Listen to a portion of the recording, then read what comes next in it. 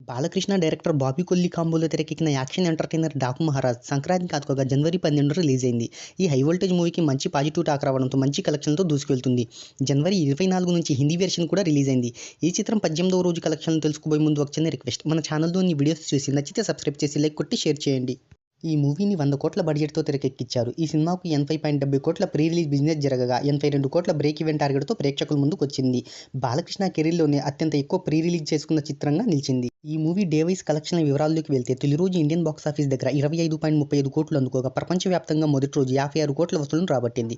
ఇక రెండవ రోజు 13.50 కోట్లు, మూడవ రోజు 12.50 కోట్లు, నాలుగవ రోజు 9.75 కోట్లు, ఐదవ రోజు 6.25 కోట్లు, ఆరవ రోజు 4.5 కోట్లు, ఏడవ రోజు 4 కోట్లు, ఎనిమిదవ రోజు 4.20 కోట్లు, తొమ్మిదవ రోజు 1.6 కోట్లు, పదవ రోజు 1.40 కోట్లు, 11వ రోజు 1.4 కోట్లు, 12వ రోజు 1.15 కోట్లు, 13వ రోజు 1.2 కోట్లు, 14వ రోజు 1.35 కోట్లు, 15వ రోజు 1.8 కోట్లు, 16వ రోజు 86 లక్షలు, 17వ రోజు 72 లక్షలు కలెక్ట్ చేసింది.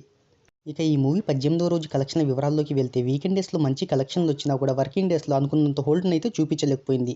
ఇక 18వ రోజు 52 లక్షలు మాత్రమే వసూలు చేసింది. దీంతో ఇండియన్ బాక్సాఫీస్ దగ్గర మొత్తం 89.7 కోట్లను వసూలు చేసింది. తొలి వారంలో ఈ చిత్రం ప్రపంచవ్యాప్తంగా 100 కోట్ల మార్కును దాటింది. 165 కోట్ల వరకు గ్రాస్ను అందుకున్నట్టు ట్రేడ్ వర్గాలు వెల్లడించాయి.